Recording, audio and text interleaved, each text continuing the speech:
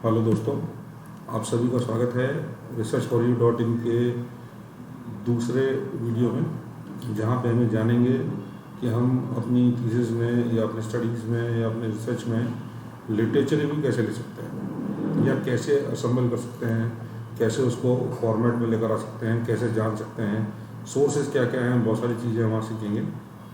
इसमें सबसे जो मेन बात है वो ये है कि लिटरेचर रिव्यू करते क्यों हैं। लिटरेचर रिव्यू इसलिए करते हैं क्योंकि हमको ये जानना होता है कि हमारे एक पर्टिकुलर टॉपिक से संबंधित पिछले 10 साल, 15 साल, 20 साल में क्या क्या डेवलपमेंट हो चुका, लोगों ने इस पर क्या क्या काम कर लिया और हम आगे चल के इसमें क्या अलग से कंट्रीब्यूट करने वाले हैं जो बाकी लोगों ने नहीं किया। लिटरेचर रिव्यू के थ्रू हम ये भी जान सकते हैं कि अभी तक के 10 साल के, 15 साल के नॉलेज बेस में क्या गैप रहा। उस गैप को हम रिसर्च गैप के रूप में जानते हैं, जो कि हमारी थीसिस का या हमारे रिसर्च का एक इम्पॉर्टेंट पार्ट होता है। फिर लोगों ने क्या ऑब्जेक्टिव्स लिए थे, क्या हाइपोथेसिस ली थी, क्या अजम्पशंस आइडेंटिफाई किए थे और उनके रिजल्ट्स क्या आए थे। उनके बेसिस पे हम आज के समय में जो भी टूल्स, टेक्निक्स या स्टैटिस्टिकल प्लेटफॉर्म्स अवेलेबल हैं, उनसे हम कंपेयर कर सकते हैं कि रिजल्ट्स बेटर आएंगे, कि कंपेरेबल आएंगे, कि सेम आएंगे। तो इसलिए लिटरेचर रिव्यू करना, लिटरेचर रिव्यू को असेंबल करना, उसको पढ़ना या उसको प्रेजेंट करना किसी भी रिसर्च के लिए इम्पोर्टेंट पार्ट है, चाहे वो एक आप रिसर्च पेपर लिख रहे हों या एक फुल लेंथ थीसिस हो। जैसा कि यहाँ पे आप देख सकते हैं कि जो लिटरेचर रिव्यू है वो हमारी थीसिस की आत्मा होती है, ठीक है, it is the heart and soul. तो हमारे रिसर्च की जो आत्मा है वो लिटरेचर रिव्यू है। क्यों? क्योंकि हम जब तक लिटरेचर रिव्यू नहीं करेंगे हम ये जान ही नहीं पाएंगे कि लोगों ने क्या कर लिया अभी तक हमारे रेस्पेक्टिव टॉपिक में और हमारे लिए क्या बचता है करने के लिए, क्या नया आइडिया हम लेकर आ सकते हैं। ठीक है, तो ये बहुत इम्पोर्टेंट है इस पॉइंट ऑफ व्यू से। ठीक है, लिटरेचर रिव्यू क्या है? Literature review is written overview of major writings and other sources on a selected topic.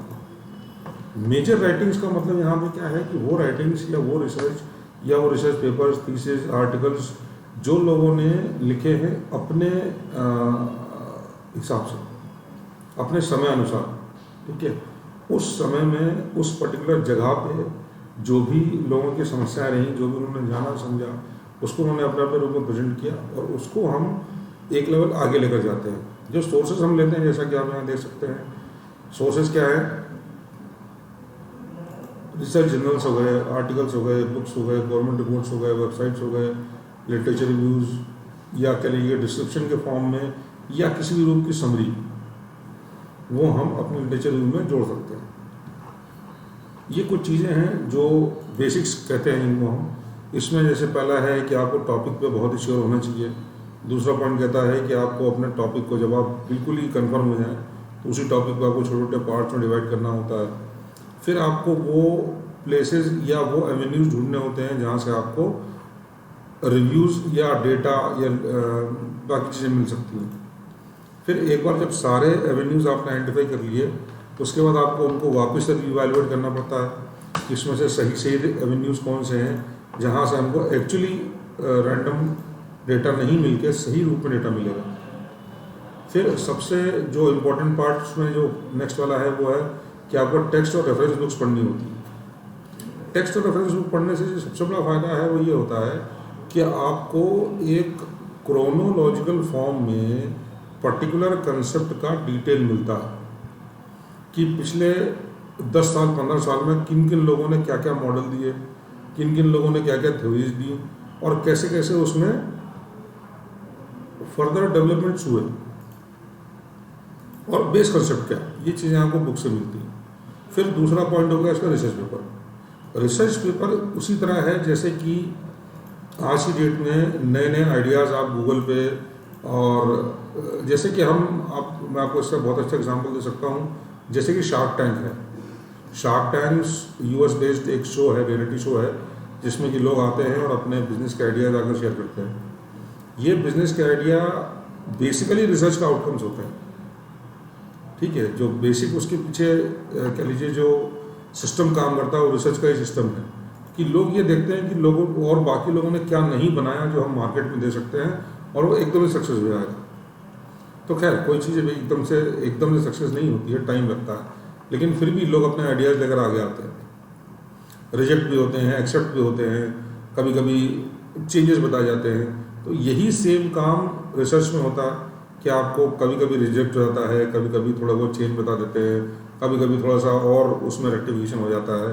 तो यही काम रिसर्च पेपर के साथ होता है और लिटरेचर रिव्यू लिखने के टाइम पे ये चेंजेस हमको खुद आइडेंटिफाई करने होते हैं कि हम सही ट्रैक पर हैं कि नहीं हैं। और हमारा गाइडिंग स्टार कौन होगा? हमारा गाइडिंग स्टार होगा हमारा अपना टॉपिक, ठीक है।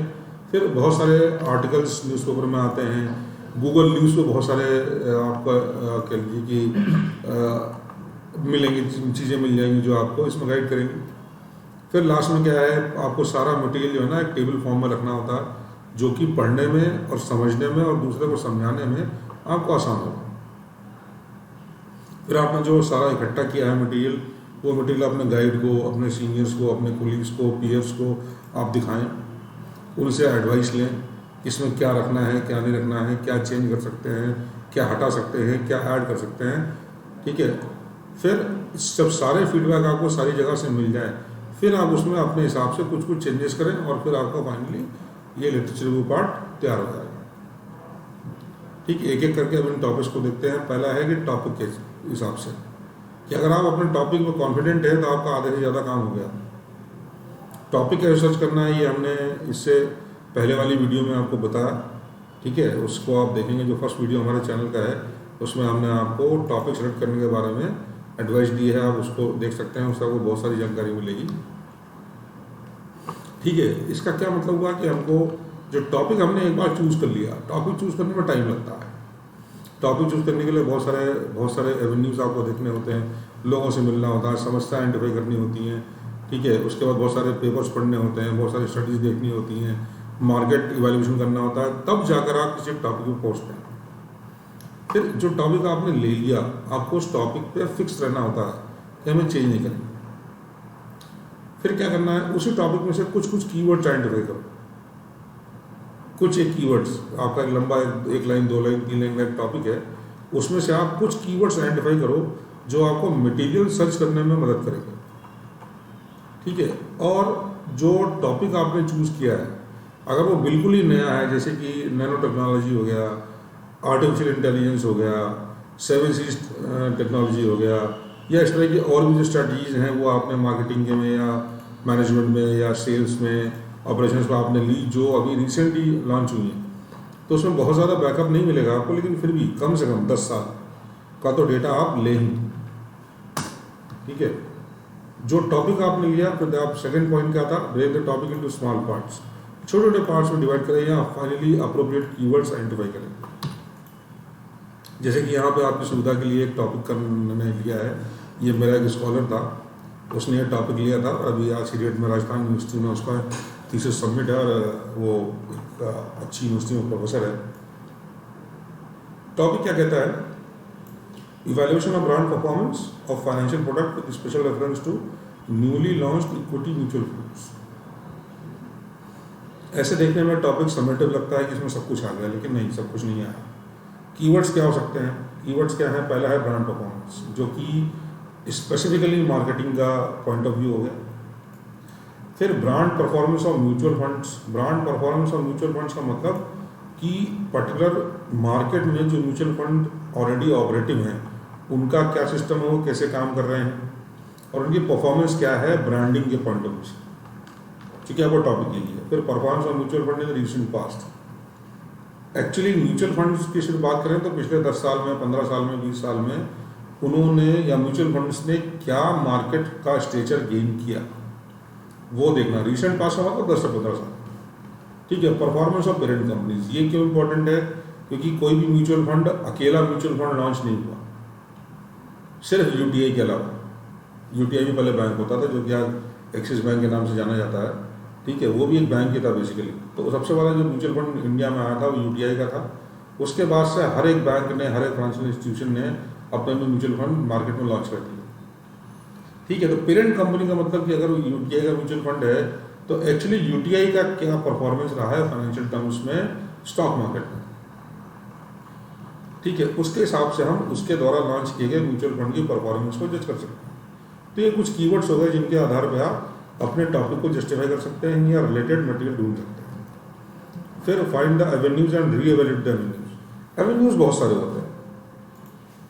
यहाँ पे एवेन्यूज का मतलब कि वो सोर्सेज जहाँ से आप रिसर्च या उनके बेसिस पे चीज़ें आइडेंटिफाई कर सकते हैं कि जैसे किसी रिसर्च पेपर में 5, 7, 10 लिटरेचर रिव्यूज दे रखे हैं,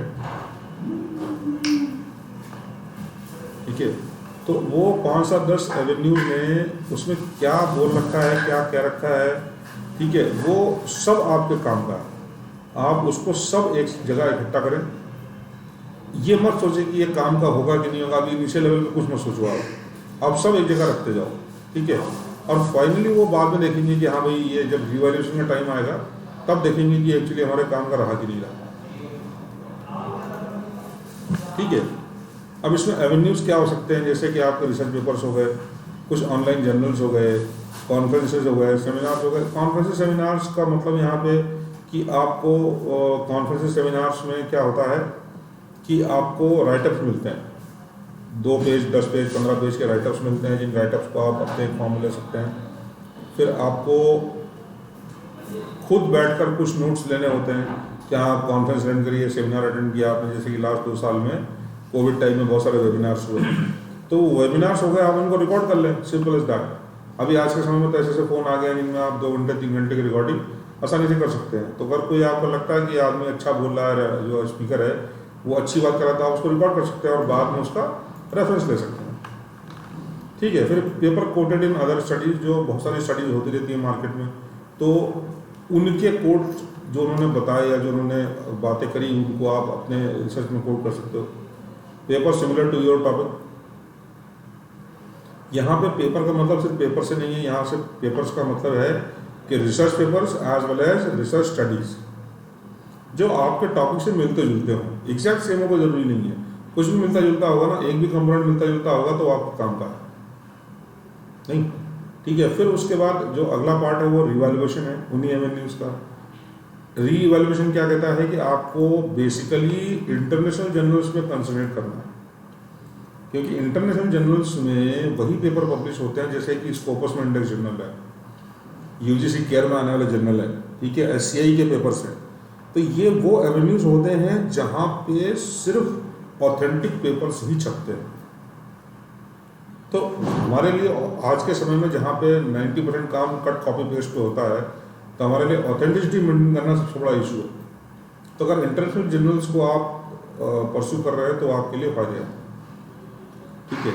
search for authors of international repute, ठीक है, जर्नल्स में आप इंटरनेशनल जर्नल्स देखेंगे तो आपको, बट ऑब्वियस है कि आपको at the end of the day international writers या इंटरनेशनल ऑथर्स ही मिलेंगे, तो वो भी इवेलुएट कर सकते हैं आप। मे बी कुछ एक केसेस में इंडियन राइटर्स को अवॉइड कर सकते हो। मैं ये नहीं कह रहा कि इंडियन राइटर्स अच्छा नहीं लिखते हो, बहुत अच्छा लिखते हैं और बहुत अच्छी सोच होती है।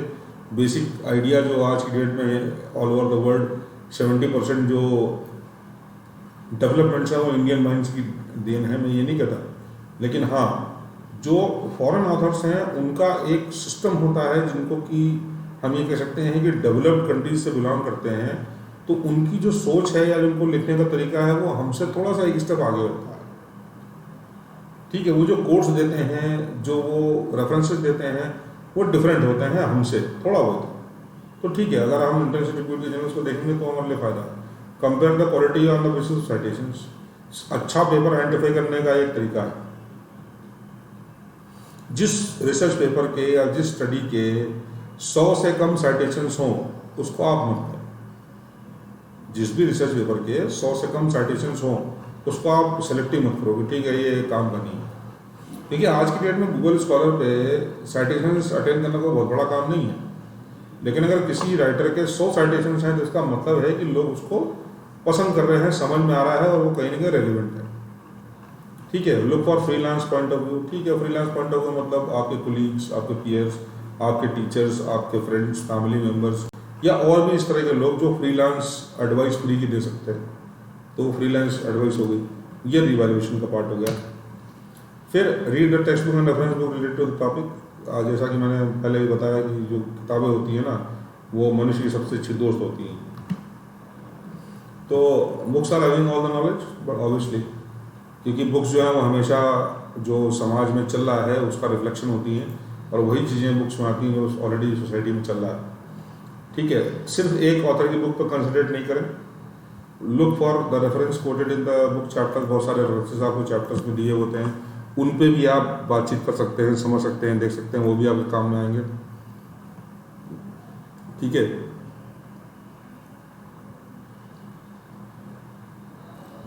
हमेशा पढ़ना जरूरी नहीं है, कभी कभी आप नोट्स भी ले सकते हैं, कभी कभी आप नोट्स भी ले सकते हैं, उसको लिख के रख सकते हैं कि हाँ भाई ये कोट अच्छा था या ये रेफरेंस अच्छा था, तो उसको आप नोट करके रख सकते हैं कि हम आगे यूज़ करेंगे।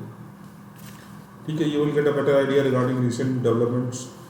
किताबें आपको रिसेंट टाइम में हुए सारे डेवलपमेंट्स आपको बता सकती हैं। ठीक है, जो भी कह लो आप पिछले 10 साल में, 15 साल में, 20 साल में जो डेवलपमेंट आपके द्वारा लिए गए टॉपिक्स में हुए हैं, वो आपको किताबें ज़्यादा बेटर बता सकती हैं। ठीक है, ये कैसे है वो मैं आपको कभी आगे किसी वीडियो में बताऊंगा। फिर collect research papers, newspaper articles and Google news. Don't hesitate to collect material. ठीक है, आप गूगल रिसर्च, गूगल स्कॉलर पे, गूगल रिसर्च पेपर्स पे या और चीज़ों पे, यहाँ पे मतलब सिर्फ इतना सा है कि आप बहुत ज़्यादा डिपेंडेंट नहीं हो सकते। किसी भी एक सोर्स को 100% सही मत माने, आप n number of sources identify करें। हमेशा किसी एक सिंगल सोर्स पे, 2 सोर्स पे, 3 सोर्स पे रिलाई नहीं करें, क्योंकि अब टाइम होता है आपके पास, 3 साल 3.5 साल का टाइम होता है, तो वो टाइम का इस्तेमाल करें। ठीक है, आप रोज भी अगर आधे घंटे के लिए अपनी थीसिस को, अपनी रिसर्च को आप देंगे, तो 3.5 साल के समय में तो आप पता नहीं क्या बना देंगे। तो बहुत आसान भी नहीं है, लेकिन हाँ मुश्किल भी नहीं है, कर सकते हैं, कोई बड़ी बात नहीं है। ठीक है, तो क्या कर सकते हैं कि आप बेस्ट रिसर्चर्स हैं वो आइडेंटिफाई करें, क्वालिटी पेपर्स का इवैल्यूएशन करें, थोड़ा सा अटेंशन रेफरेंसिंग पार्ट पे भी दें। ठीक है, आज के समय में क्या है कि हमको अगर मान लीजिए जोर से छींक आ जाती है ना, तो हम गूगल में सर्च करना शुरू कर देते हैं कि what is the reason of heart sneezing, तो वो भी गूगल कुछ बता देता है कि आपके ना हार्ट में प्रॉब्लम हो सकती है, आपके लीवर खराब हो सकता है, आपका ये हो सकता है, और आप ये सिम्टम्स होते हैं। तो वो मतलब मेरे कहने का ये है कि बहुत सारी चीज़ों के लिए आप सीधे गूगल पर डिपेंडेंट नहीं रहें। ठीक है, गूगल आपके द्वारा टाइप किए गए कीवर्ड से संसार में कितना भी उपलब्ध मटेरियल है ब्लैक एंड वाइट में, वो आपके सामने ला के रख देता है। चाहे वो इमेजेस हो, चाहे वो रिसर्च पेपर्स हो, चाहे वो गूगल की न्यूज़ हो, या कुछ भी हो, वो आपके सामने रख देता है। अब ये आप मत मानो कि सब कुछ आपके लिए है, सब कुछ आपके लिए नहीं है। गूगल में जो भी आ रहा है आपके 1 सेकंड में, मतलब 1 सेकंड से भी कम समय में, जितना समय आपके दूसरा स्क्रीन अपीयर होने में लगता है, उतने समय में आपके पास 70,000, 50,000, 70,000, लाख, 2 लाख आपके पास आर्टिकल्स आ गए। वो सारे 2 लाख आर्टिकल्स आपके काम के नहीं हैं, आपके काम के कुछ ही आर्टिकल्स हैं। वो थोड़ा सा आइडेंटिफाई करना सीखें कि वो सही कौन सा है, कौन सा रेलिवेंट है। इसके लिए आपको पढ़ना पड़ेगा। क्या पढ़ना पड़ेगा? किताबें पढ़नी पड़ेंगी जो आपको ये बताएंगी कि आपके टॉपिक से रेलिवेंट मटेरियल क्या है। ठीक है, इसका दूसरा जो सोर्स है, जो अभी तक हमारे समय में जो 1990, 1985, 1995 तक 10 साल में जो डेवलपमेंट हुए, वो हमको फिजिकल लाइब्रेरीज में जाकर ढूंढने पड़ते थे। लॉग बुक्स होती थी वहाँ पे, न्यूज़पेपर की एक पूरा सिस्टम होता था कि आपके ईयर वाइज आपके सामने जो कह लीजिए पूरा न्यूज़पेपर है वो ऐड होके और साल के हिसाब से आपके पास मौजूद है। पिछले 10 साल, 15 साल, 20 साल, 50 साल के न्यूज़पेपर मौजूद हैं अच्छी लाइब्रेरीज में। तो आप वहाँ जाकर उनको देख सकते हैं, समझ सकते हैं, जान सकते हैं, कुछ रेलिवेंस ले सकते हैं। मैगजीन्स आती हैं वहाँ पे, किताबें वहाँ पे आती हैं, और भी बहुत सारी चीज़ें होती हैं जो वहाँ पे उपलब्ध हैं। इवन आप अपनी जो यूनिवर्सिटी की या कॉलेज की जो लाइब्रेरी है वहाँ जाकर देख सकते हैं कि पुराने थीसिस में लोगों ने क्या कर रखा है, पुराने आर्टिकल्स में क्या लिखा हुआ है, जर्नल्स में क्या है। तो ये फिजिकल लाइब्रेरी में जाना अपने आप में एक फ़ायदे का सौदा है, जब आप लिटरेचर लिख रहे हैं स्पेशली। ठीक है, फिर आप देखिए सारा रेलिवेंट मटेरियल एक फॉर्म में लेकर आना होता है। उसका तरीका क्या फॉर्मेट है वो मैं आपको बता देता हूँ।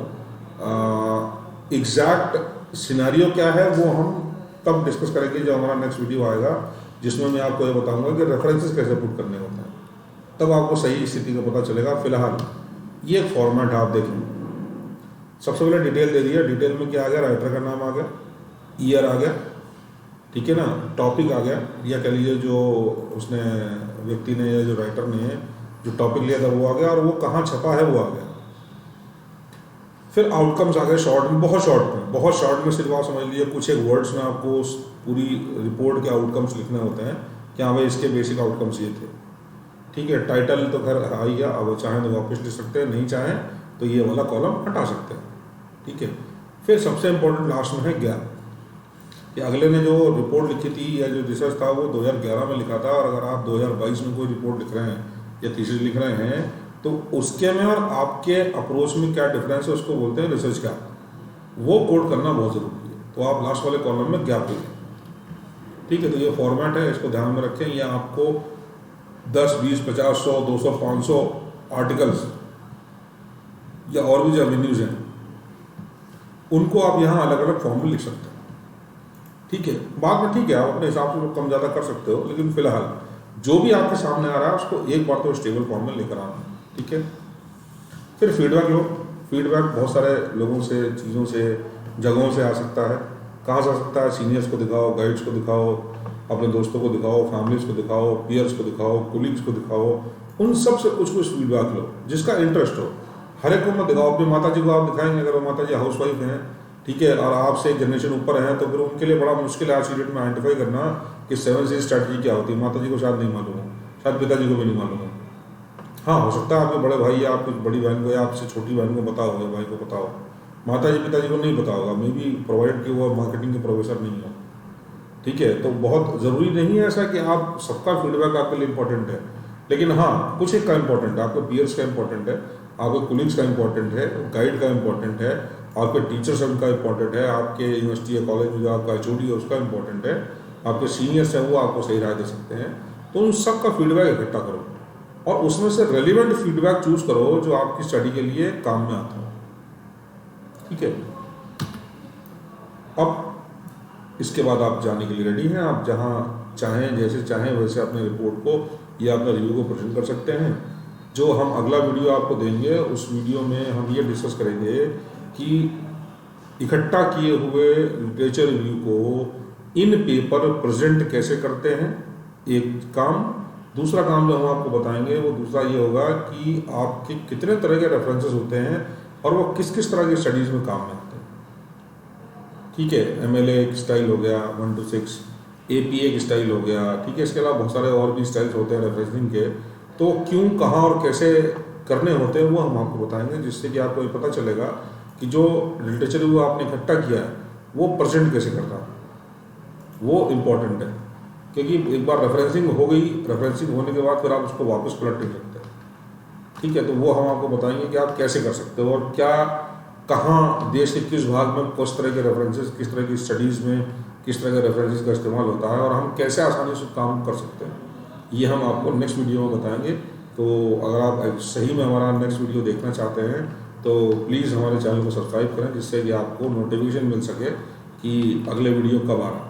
और बहुत जल्दी हम देंगे आपको, हफ्ते से 10 दिन के अंदर आपको अगला वीडियो मिल जाएगा, ठीक है। तो तब तक आप इंतजार करें, ठीक है। Thank you so much.